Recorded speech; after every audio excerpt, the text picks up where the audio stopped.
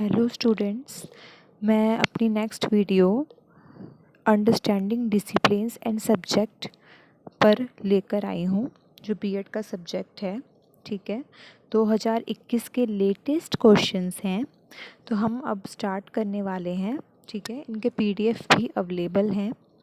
ठीक है, 270 to 80 plus questions इनके पीडीएफ अवेलेबल हैं, जो पूरी बुकलेट जिसमें रेडी की हुई है। ठीक है, वो व्हाट्सएप नंबर है, आप वहाँ कांटेक्ट कर सकते हैं, मैसेज कर सकते हैं। ठीक है, और पीडीएफ ले सकते हैं। फर्स्ट क्वेश्चन है, शिक्षा की वर्तमान अवधारणा के अनुसार शिक्षा का प्रमुख उद्देश्य क्या है? शिक्षा की जो वर्तमान, जो अभी प्रेजेंट की जो अवधारणा चल रही है, उसके अनुसार शिक्षा का जो प्रमुख उद्देश्य है वो क्या है? बालक के व्यवहार में अपेक्षित परिवर्तन लाना है, समाज से संबंध बनाना है, भाषा का सही प्रयोग करना है, या सभी? तो हमें फर्स्ट पे जाके फोकस करना है कि बालक के व्यवहार में जो अपेक्षित परिवर्तन आ जाए ना, वो शिक्षा की वर्तमान अवधारणा है। ठीक है, तो फर्स्ट ऑप्शन यहाँ पर बिल्कुल करेक्ट है। इंग्लिश में पढ़ती हूँ, what is the main objective of education according to the present concept of education? तो हमें फर्स्ट ऑप्शन पे फोकस करना है, to bring about the desired change in the behaviour of the child.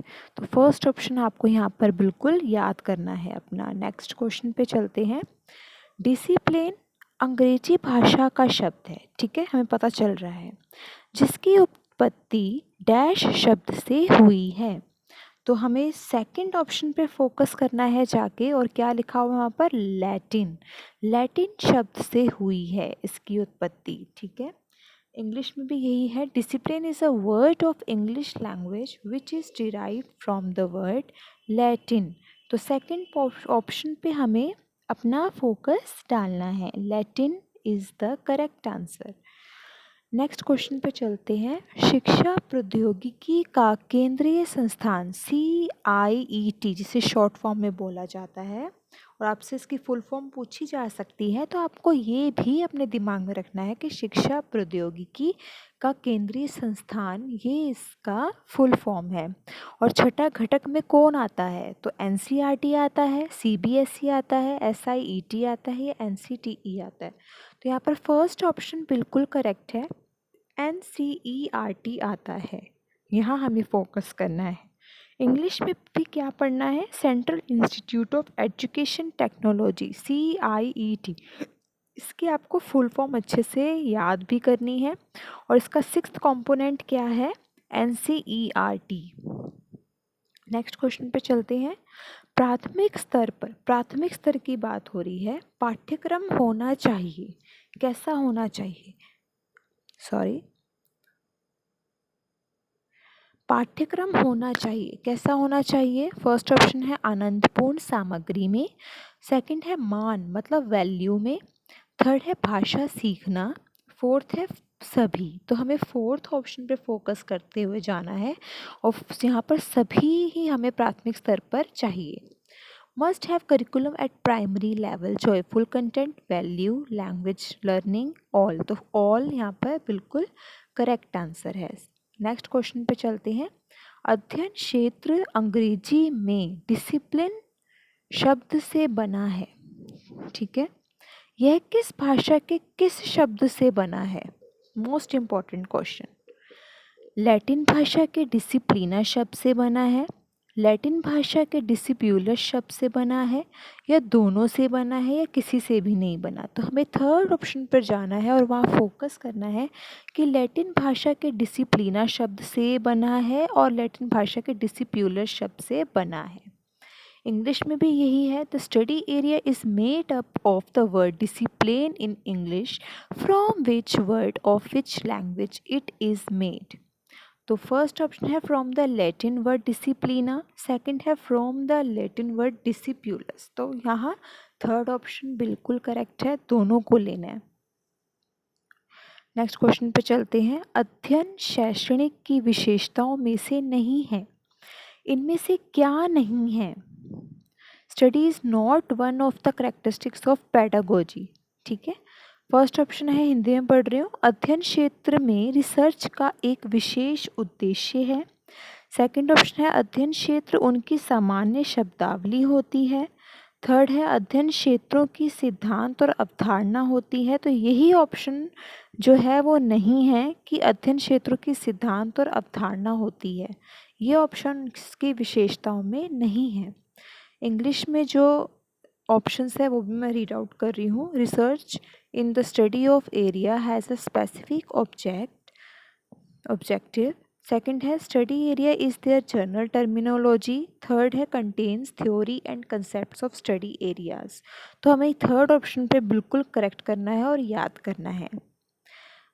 Next question है, वह कौन सा विषय है जिसके अंदर दो या दो से अधिक अध्ययन विषयों का अध्ययन किया जाता है। मोस्ट इम्पॉर्टेंट क्वेश्चन है एमसीक्यू का, इसे अच्छे से पढ़िए।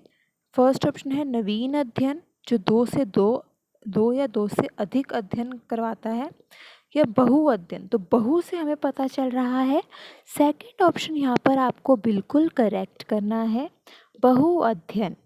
ठीक है, इंग्लिश में भी हमें यही फोकस करना है कि which is the subject within which two or more study subjects are studied. तो मल्टीपल स्टडीज, सेकंड ऑप्शन पे फोकस करेंगे जाके, मल्टीपल स्टडीज़। नेक्स्ट क्वेश्चन है, वह कौन सा विषय है जिसमें सभी अध्ययन विषयों के संयुक्त प्रयास द्वारा, संयुक्त एकदम इकट्ठा जो हमारा प्रयास होता है मिलकर नवीन ज्ञान का निर्माण करना है, नया ज्ञान आता है, तो वो हमें याद करना है। और हमें सेकंड ऑप्शन पर जाके फोकस करना है कि ट्रांस अध्ययन विषय लिखा हुआ है वहाँ पर, तो ट्रांस अध्ययन विषय में ये चीज़ आएगी कि संयुक्त प्रयास द्वारा नवीन ज्ञान का निर्माण करना है। Which is the subject in which new knowledge is to be created by the joint effort of all the subjects of study? Valid subject या trans study subject? तो हमें सेकंड पे फोकस करना है, trans study subject. Next question पे चलते हैं। शिक्षण एक अधिक प्रकृति व्यक्तित्व की बात की है और एक कम प्रकृति वाले की बात की है। उनके बीच एक अतरंग संबंध है जिससे भविष्य की शिक्षा के लिए बनाया जाता है, तो भविष्य की बात भी हो रही है, अधिक प्रकृति व्यक्तित्व की भी बात हो चुकी है और कम प्रकृति वाले की भी बात हो चुकी है। तो ये किसने कहा था? मॉरिसन। इंग्लिश में है, teaching is an intimate relationship between a more नेचर्ड personality and a lesser नेचर्ड one from which future learning is made. तो किसने बोला था ये? मॉरिसन। नेक्स्ट क्वेश्चन पे चलते हैं। निम्नलिखित में से कौन गांधीवादी शिक्षा का संदर्भ है? गांधीवादी से आया है, तो फर्स्ट ऑप्शन दिया है मातृभाषा, सेकंड ऑप्शन दिया है अंकगणित, थर्ड ऑप्शन दिया है संगीत और फोर्थ ऑप्शन दिया है इनमें से सभी। तो हमें फोर्थ ऑप्शन पे जाके फोकस करना है कि फोर्थ ऑप्शन बिल्कुल करेक्ट है, सारे के सारे आएंगे। ठीक है, निम्नलिखित में से कौन गांधीवादी शिक्षा का संदर्भ है? ये सभी। Which of the following is a reference to Gandhian education? Mother tongue, arithmetic, music, all of these. तो फोर्थ ऑप्शन यहाँ पर बिल्कुल करेक्ट है, मदर टंग भी आएगी, अर्थमेटिक भी आएगा और म्यूजिक भी आएगा। नेक्स्ट पे चलते हैं। शिक्षक के लिए शैक्षिक विषयों का महत्व कौन सा है? शिक्षक की बात हो रही है, टीचर की बात हो रही है, उसके लिए शैक्षिक विषयों का महत्व कौन सा है? तो हम फर्स्ट ऑप्शन पढ़ते हैं, शैक्षिक समस्याओं के समाधान की योग्यता। बिल्कुल समाधान तो करना उसका ड्यूटी है। सेकंड है शिक्षण कला में प्रभावशीलता। बिल्कुल। थर्ड है प्रभावी शिक्षण अधिक्रम प्रक्रिया का विकास। बिल्कुल, विकास भी है और इनमें से सभी। तो फोर्थ ऑप्शन यहाँ पर बिल्कुल करेक्ट है। What is the importance of academic subjects for the teacher? Ability to solve academic problems, effectiveness in the art of teaching, development of effective teaching learning process, all of these। तो हमें fourth option पे यहाँ पर बिल्कुल correct करना है। Next question है, औपचारिक शिक्षा व्यवस्था में कौन सी दो अवधारणा जरूरी है? मोस्ट इम्पॉर्टेंट क्वेश्चन है स्टूडेंट्स। तो कौन सी अवधारणा जरूरी है इसमें? फर्स्ट ऑप्शन पे जाके हम फोकस करेंगे, सूचना भी चाहिए और ज्ञान भी चाहिए। तो फर्स्ट ऑप्शन यहाँ पर बिल्कुल करेक्ट है। इंग्लिश में which two concepts are important in formal education system. तो फर्स्ट ऑप्शन पे जाके सीधा हम फोकस करेंगे इंफॉर्मेशन और नॉलेज। ठीक है। नेक्स्ट क्वेश्चन है निम्नलिखित में से कौन कोठारी आयोग की सिफारिशों की सूची में नहीं था। सामाजिक अध्ययन के प्रभावी शिक्षण वाला नहीं था, अच्छे अंक लाना नहीं था उनकी सूची में, प्रयोग सामग्री वाला नहीं था उनकी सूची में, कार्य अनुभव पर जोर। तो यहाँ पर हम सेकंड ऑप्शन पे जाएंगे और वहाँ क्या लिखा है, अच्छे अंक लाना। तो ये उनकी सूची में प्रेशराइज नहीं किया गया था कि अच्छे अंक लाओ ही लाओ, तो वो सूची में उन्होंने नहीं डाला था। Which of the following was not in the list of recommendations of the Kothari commission. तो क्या नहीं था, scoring good marks. Second option यहाँ पर बिल्कुल करेक्ट है। नेक्स्ट क्वेश्चन पे चलते हैं। हिंदी भाषी क्षेत्रों के लिए इनमें 3 भाषाओं का अध्ययन शामिल नहीं है। ठीक है, इनमें 3 भाषाओं का अध्ययन शामिल नहीं है। मातृभाषा, अंग्रेजी, हवाओं के अलावा एक आधुनिक भाषा, इनमें से कोई नहीं। तो हमें फोर्थ ऑप्शन पर ही क्लिक करना है, इनमें से कोई भी नहीं है। ठीक है।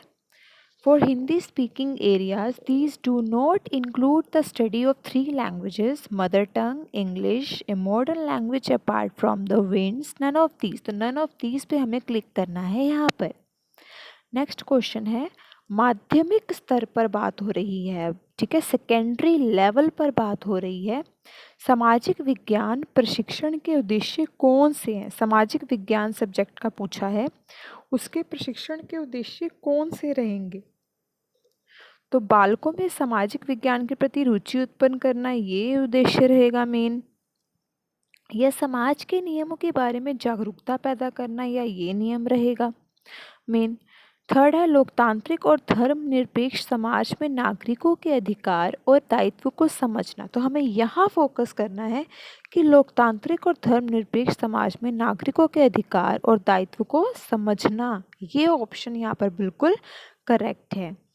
अच्छा, इंग्लिश में है what are the objectives of social science training at secondary level. तो थर्ड ऑप्शन पे जाके हम फोकस करेंगे understanding the rights and obligations of citizens in a democratic and secular society. ठीक है, ये आपको याद करना है। नेक्स्ट क्वेश्चन है, एक विद्यार्थी होने के नाते सामाजिक विज्ञान के विषय में कौन सा सुझाव देना चाहेंगे।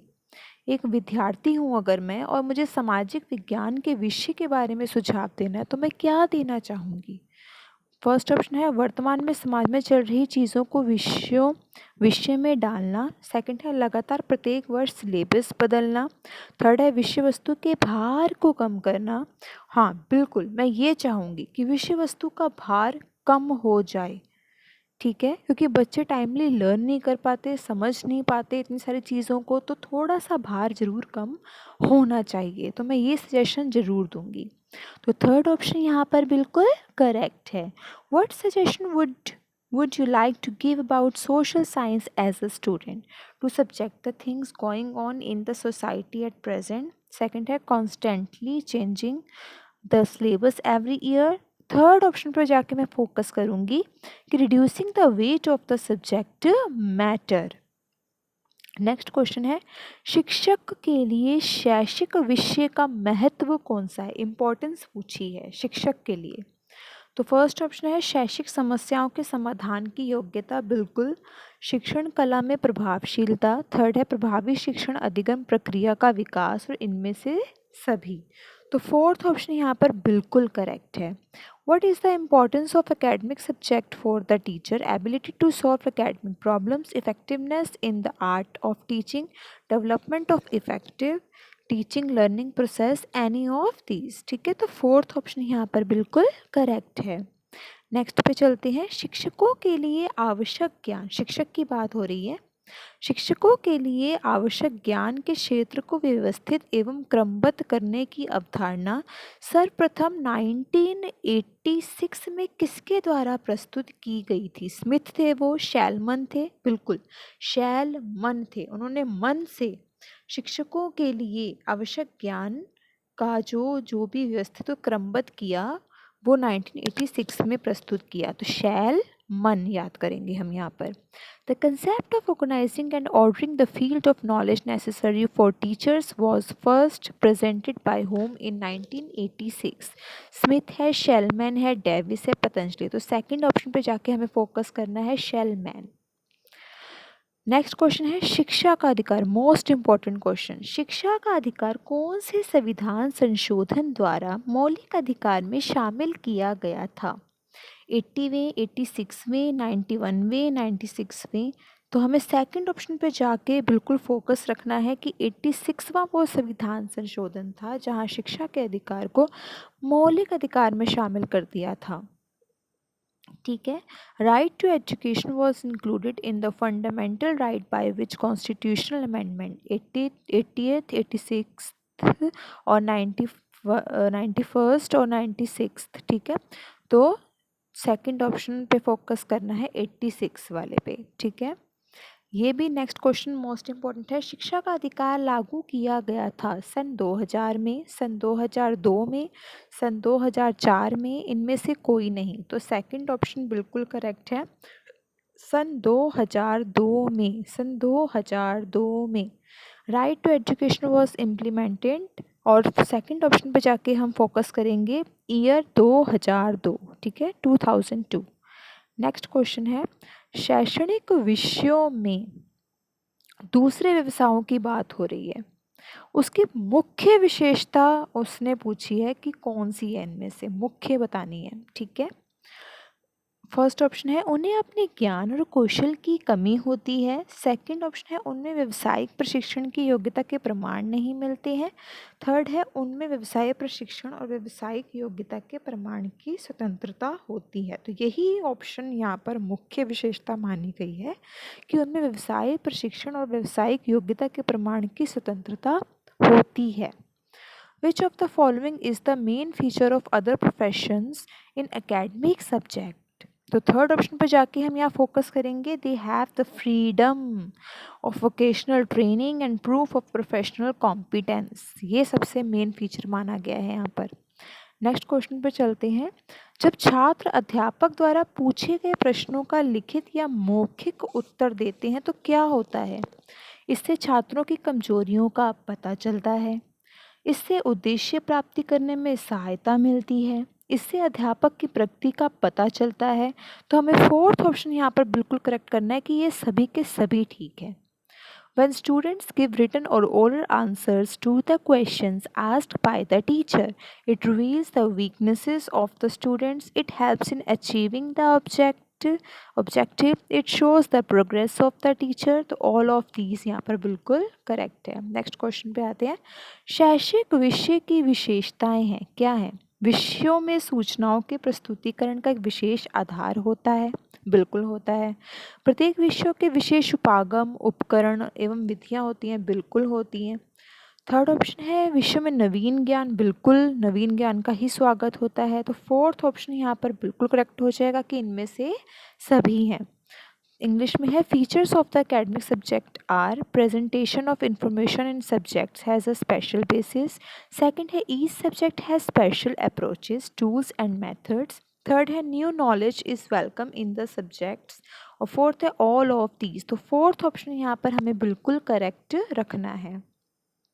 नेक्स्ट क्वेश्चन है शैक्षिक विषय के रूप कितने हैं? रूप पूछे हैं, 2 है, 4 है, 3 है, 5 है। तो हमें 2 ऑप्शन पे जाके फोकस करना है, चौका मारना है, 4 याद करना है कि शैक्षिक विषय के जो रूप हैं वो 4 हैं। What are the forms of academic subject? 2, 4। 4 पे हमें फोकस करना है। सेकंड ऑप्शन पे जाओ और 4 पे फोकस करो, याद करो। ठीक है। डैश एक नेक्स्ट क्वेश्चन है डैश एक मौखिक प्रस्तुति है। मौखिक मतलब जब हम मुंह से बोलते हैं, जिसका उद्देश्य किसी विशेष विषय को प्रस्तुत करना है, जिसका उद्देश्य किसी विशेष विषय को प्रस्तुत करना है। तो कौन सा है वो? लेक्चर विधि है, प्रदर्शन विधि है, प्रोजेक्ट विधि है, सर्वेक्षण विधि है। तो हमें फर्स्ट ऑप्शन पे जाना है और वहाँ फोकस करना है कि लेक्चर विधि है। ठीक है, लेक्चर विधि है। Dash is an oral presentation whose purpose is to introduce a particular topic. Lecture method. Lecture method. Next question है मोस्ट इम्पॉर्टेंट, भारतीय संविधान का अनुच्छेद 30 किससे संबंधित है? ये हमने बीएड फर्स्ट ईयर में भी पढ़ा था। निशुल्क और अनिवार्य शिक्षा है, अल्पसंख्यकों की शिक्षा है, या 6 से 14 साल के बच्चों के लिए है, या कोई भी नहीं है। तो हमें दो ऑप्शन पे जाना है और वहाँ फोकस करना है। वहाँ लिखा है अल्पसंख्यकों की शिक्षा। Article 30 of the Indian constitution deals with free and compulsory education, education of minorities. तो यही हमें याद करना है, education of minorities. Next question है, मानव के व्यवहार प्रतिमान, जो मानव के जितने भी व्यवहार प्रतिमान हैं उनके अनुसार विश्व को कितने वर्गों में बांटा गया है? 2 में, 4 में, 5 में, 6 में। तो हमें दो ऑप्शन की तरफ फोकस करना है, उसको जूम करना है और 4 ऑप्शन चौका मारना है मानव के व्यवहार को लेकर। ठीक है, और ये हमें याद करना है 4। How many classes are the subjects divided according to the behaviour patterns of human beings? 2 या 4? तो हमें 4 लर्न करना है। सेकंड ऑप्शन यहाँ पर बिल्कुल करेक्ट है। नेक्स्ट क्वेश्चन है, अध्ययन विषयों के क्षेत्रों को हम कितने आधारों पर बांट सकते हैं? अध्ययन विषय आ गए हैं आपके, स्टडी सब्जेक्ट्स आ गए हैं, उसमें हम कितने आधारों में बांट सकते हैं इसको? 3 में, 2 में, 5 में, 1 में। तो मैं फर्स्ट ऑप्शन यहाँ पर बिल्कुल करेक्ट है, 3 में। 3 3 3, ठीक है। And how many bases can we divide the areas of study subjects? तो 3, ठीक है। फर्स्ट ऑप्शन यहाँ पर बिल्कुल करेक्ट है।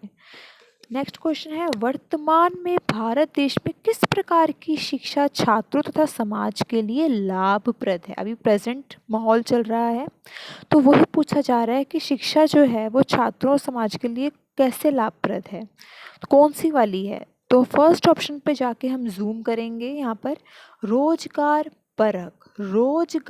परक व्यावसायिक शिक्षा, यहाँ हमें फोकस करना है। रोजगार परक व्यावसायिक शिक्षा, ये हमें याद करना है। Which type of education is beneficial for the students and society in India at present? तो क्या याद करना है? Employable vocational education. Next question है, विद्यालय में पर्यावरण शिक्षा से आपका क्या अभिप्राय है? पर्यावरण के बारे में बात आ गई है, एनवायरनमेंट के बारे में बात आ गई है। तो फर्स्ट ऑप्शन है छात्रों में पर्यावरण का ज्ञान हो जाए। तो यही हमें फोकस करना है कि छात्रों में पर्यावरण का ज्ञान हो जाए। ज्ञान हमें करवाना बहुत ज़रूरी है। What do you mean by environmental education in school? तो फर्स्ट ऑप्शन यहाँ पर बिल्कुल करेक्ट है कि students should have knowledge of environment. ये हमें यहाँ पर याद करना है। तो ये था आपका लास्ट क्वेश्चन। 30 क्वेश्चंस आपके यहाँ पर कंप्लीट हो गए हैं और ये सारे 2021 के लेटेस्ट MCQs हैं। ठीक है, इसको अच्छे से पढ़िए प्लीज़। 7 सब्जेक्ट्स हैं, ढील में मत लीजिए, अपना उठ जाइए और अपना स्टडी कीजिए। PDF इसकी अवेलेबल है 280 क्वेश्चंस की, 270 क्वेश्चन की, सबकी पूरी बुकलेट यहाँ पर कवर है। जिसको PDF चाहिए व्हाट्सएप नंबर दिया हुआ है, वहाँ पर कांटेक्ट कीजिए, वहाँ पर मैसेज कीजिए, आपको PDF वहाँ पर मिल जाएगा। ठीक है, तो आराम से घर में बैठ के पढ़िए, वीडियो को देखिए, वीडियो से भी आपको बोल बोल के याद हो जाएगा, सुन सुन के, है ना। Okay, all the best students.